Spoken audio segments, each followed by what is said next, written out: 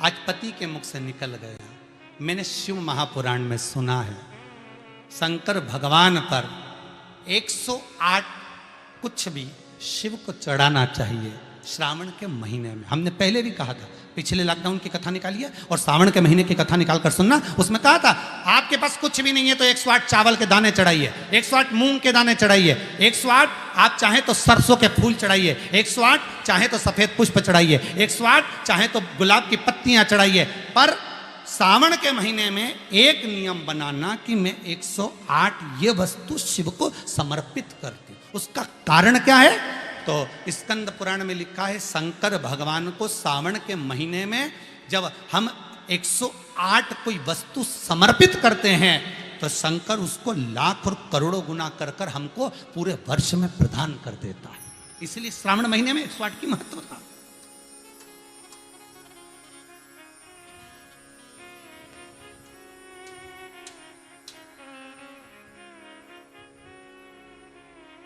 बाबा से विनय निवेदन, उसके चरणों का स्मरण। भोला सब दुख काटो मारा, ओ भोला सब दुख काटो मारा, ओ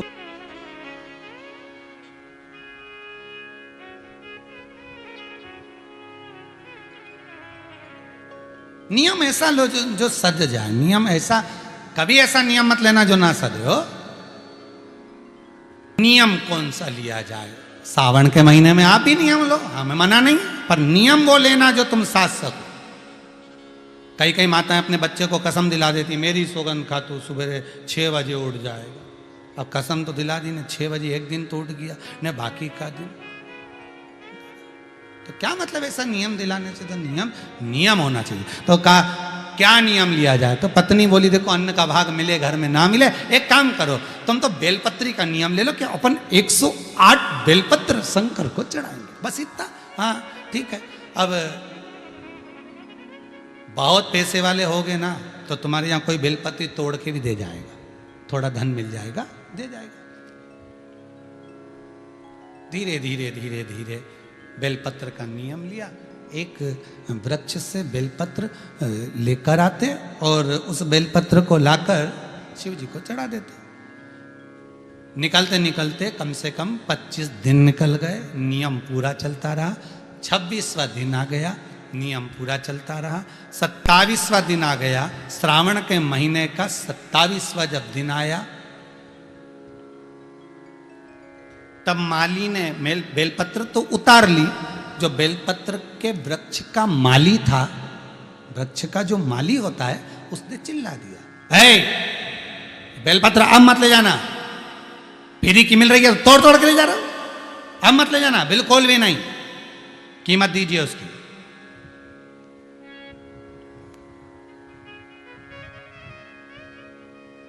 पूरे विश्व में, भारत की धरा पर, देश विदेश में, पिछली कथा में कहा था 1 जून से लेकर 25 जुलाई तक बेलपत्री वृक्षारोपण महोत्सव मनाना। हजारों लाखों वृक्ष सबको लगाना। और आप जो बेलपत्री का पौधा लगा रहे हैं, इसका फल कितना है वो ध्यान करना। एक बेलपत्री का पौधा यदि लगा रहे हो, 24 घंटे बेलपत्री का वृक्ष ऑक्सीजन प्रदान करता है। 24 घंटे, हर पल हर घड़ी ऑक्सीजन देता, रात में भी दिन में भी। और बेलपत्री का पत्ता अगर टूटेगा, टूट कर कहीं जाएगा तो कहां जाएगा? शंकर के चरणों में, शिव के ऊपर। और बेलपत्री का फल अगर टूटा, उसमें से कुछ भाग निकला, तो बेलपत्री के फल में वो आनंद है कि बेलपत्री का बीले का गुर्दा किसी के मुख में चले जाता है तो कई रात्रि तक उसके हृदय में, चित्त में शिव समाया रहता है। और अगर वो मर भी गया तो शंकर के धाम चले जाता है। बेलपत्री के फल में वो आनंद छुपा हुआ। महाराज एक नियम बनाया उन्होंने, बेलपत्री का पौधा, बेलपत्री की पत्ती को तोड़ते, शिव जी को ले जाके समर्पित करते। अब 27 दिन हो गए और चिल्ला दिया, माली ने कहा इसका पैसा दीजिए, अगर आपको तोड़ना है तो पैसा देना पड़ेगा। अब इसके पास धन होता तो अन्न का भाग नहीं कर लेता, 108 अन्न के दाने नहीं चढ़ा देता, पर है ही नहीं, कुछ होए तो चढ़ाए नहीं। 28वां दिन, 28वां, बगीचे के मालिक ने मना कर दिया। बगीचे का मालिक मना कर देता है, नहीं। अब 28वां, दोनों बेलपत्री के वृक्ष के सामने से निकल कर जा रहे हैं, और बेलपत्री के वृक्ष के सामने से निकल कर जाते जाते आंख में अश्रु भरे हैं। बेलपत्री के वृक्ष को देखकर हाथ जोड़कर कहते हैं शंभु, शंकर। शंभु का मतलब क्या है? ये शंभु जो है ना, ये संबोधन बदला गया, नहीं तो स्वयंभू था। शिव स्वयंभू, अपन कहते शिव शंभु, संबोधन है स्वयंभू। स्वयंभू का मतलब है अपने आप प्रकट हुआ, पैदा नहीं हुआ, जन्म नहीं लिया और ना मरेगा, वो स्वयंभू है, स्वयं प्रगटा है। हे ईश्वर, कृपा कर, दया कर। 28वां दिन है, 28, 29, 30, 3 दिन की बात है बाबा। बेलपत्री नहीं मिल रही। बाबा की कृपा देखिए, जो नियम बनवाता है वही नियम को पूरा करवाता है। नियम को पूरा करने वाला कोई दूसरा नहीं होता। एकादशी का व्रत आपने उठाया, पर वो व्रत करवाएगा कौन? भगवान। सोमवार बनाओ नियम, बना लिया नियम बेलपत्री का। भी ये 3 दिन बचे, अब क्या करें? जा रहे थे, जाते जाते इतने में स्वयं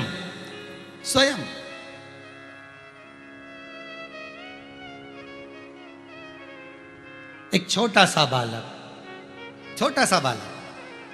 बेलपत्री की पत्तियों को अपनी झोली में भरकर लाया, और बालक कहता है मां, ओ मां, ले आओ ये बेलपत्री ले। आप रोज मंदिर जाती हो ना, मैंने आपको देखा था मंदिर जाते हुए, आप बेलपत्र चढ़ाती हो ना, मैंने आपको देखा था।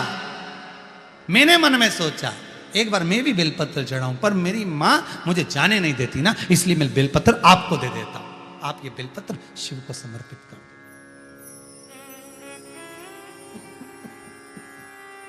आप ये बेलपत्र शंकर को। आंख में से जल बह रहा। कहते हैं बेलपत्री को पानी में क्या धोया? अश्रु में धो दिया। जैसे सुदामा के चरण को भगवान कृष्ण अपने नयन अश्रु में धो देते हैं।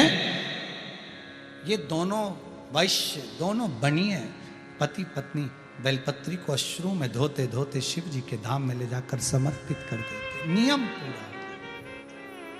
कौन पूरा करा रहा है? भगवान। समय आया, दूसरा दिन फिर आ गया, 29वां दिन था, 2 दिन और बचे थे। शंकर जी को लगा क्या करा जाए।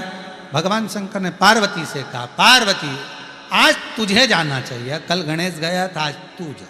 ये अपने परिवार की जवाबदारी है। जब कोई अपना व्यक्ति अपने घर में आता है तो उसको निभाना अपना फर्ज है। आपके घर में कोई आएगा तो गद्दा कौन लगाएगा? आपको लगाना है। तकिया किसको देना है? आपको देना है। चादर किसको देना है? आपको देना है। कम्बल किसको देना है? आपको देना है। भोजन किसको कराना है? आपको कराना। अगर कोई अपने मंदिर में आ रहा है और बेलपत्री का उसका नियम है तो नियम कराए तो उसको निभाना भी तुम्हें पड़ेगा।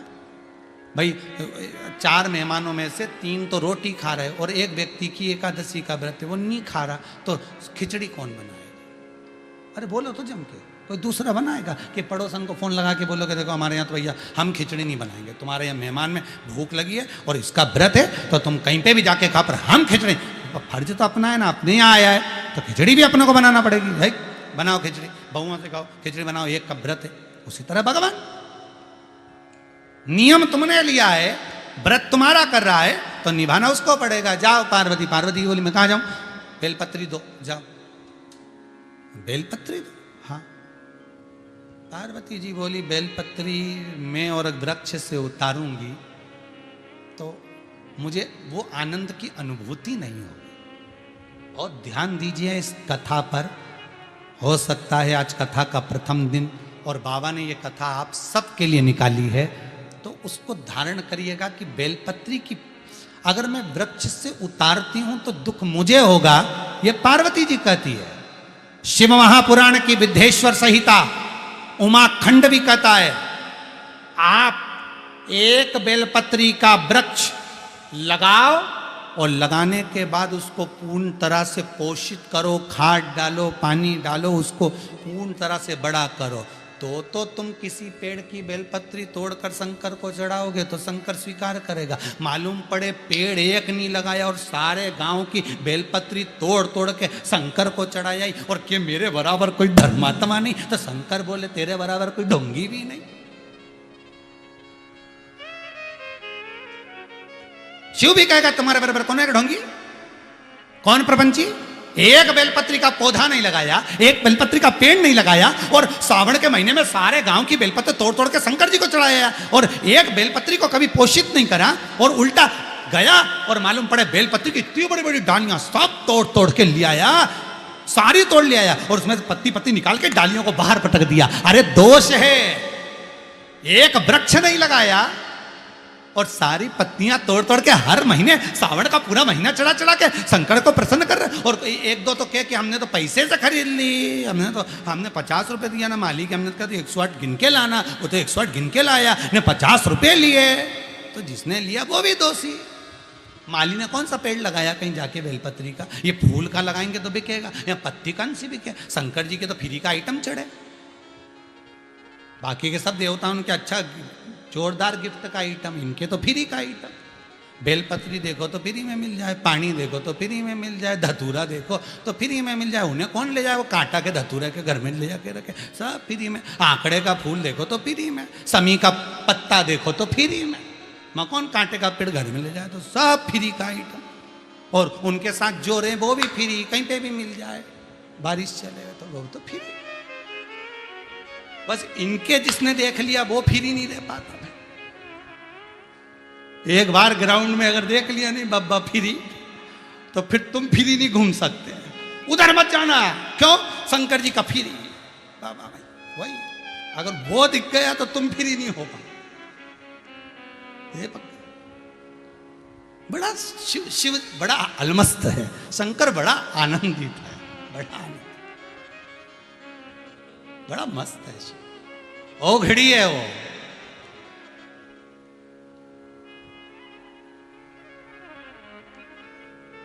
ओ घड़ी है।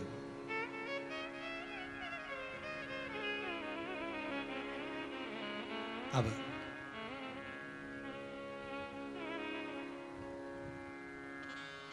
जाओ पार्वती, तुम जाओ।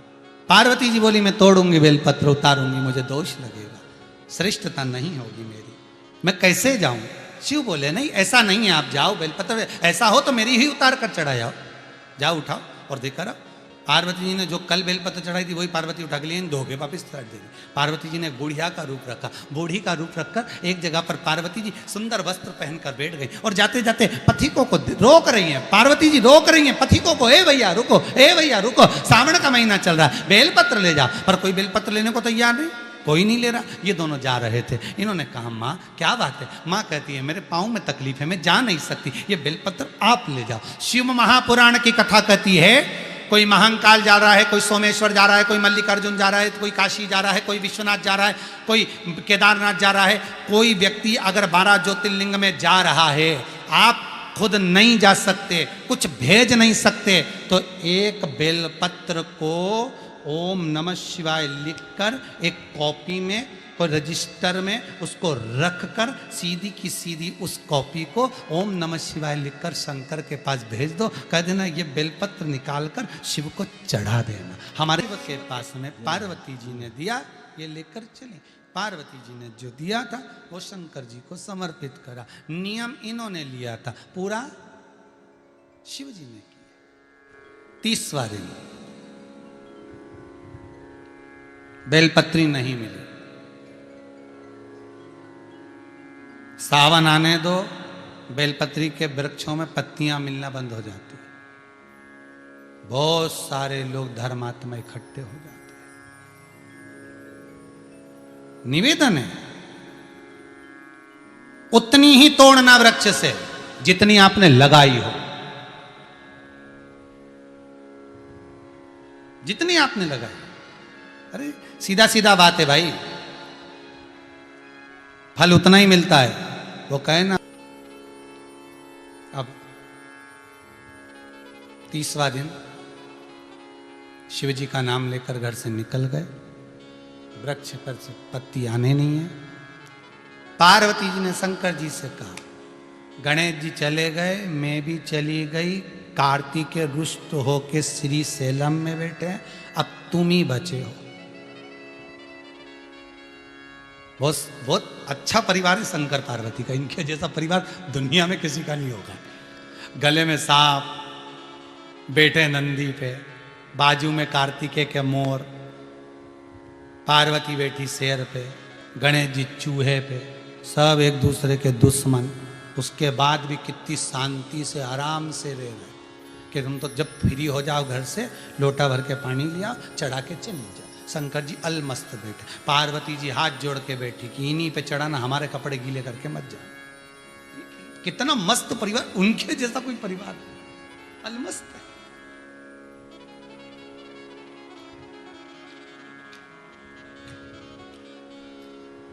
इतनी मस्त परिवार कौन का होगा भाई? कहा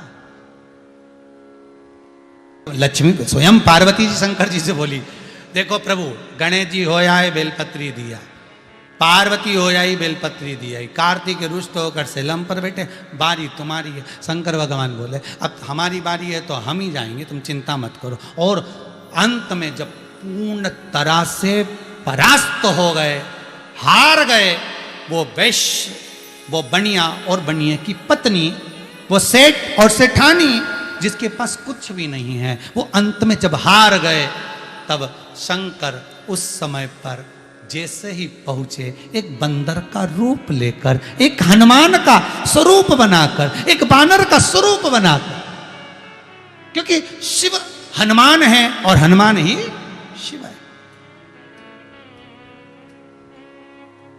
एक बंदर का रूप रखकर, एक हनुमान का स्वरूप धारण कर कर, जैसे आप पीछे दर्शन कर रहे होगे, हनुमान जी महाराज दूध की धार लगा रहे हैं इस शिवलिंग के ऊपर, वैसा ही एक बानर, एक छोटा सा बानर, एक हनुमान का स्वरूप धारण कर कर कूद पड़ा पेड़ से नीचे,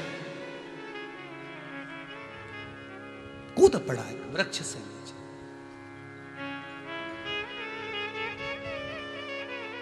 और पवन तनय संकट हरन मंगल मूर्ति रूप, राम लखन सीता सहित हृदय बसौ सुध। अब वो बालक स्वयं शिव बंदर का रूप रखकर, बानर का रूप रखकर कूद पड़े। और बानर के हाथ में क्या था? तो कहा बेलपत्री की एक डाली थी, और डाली ले आके इनके सामने छोड़ दी। छोड़ी तो इन्होंने देखा कि बेलपत्र मिल गई। आज भी पूरा अनुष्ठान पूरा हो गया, नियम पूरा हो गया।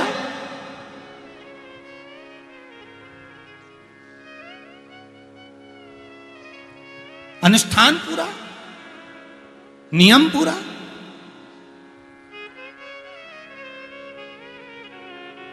होना चाहिए।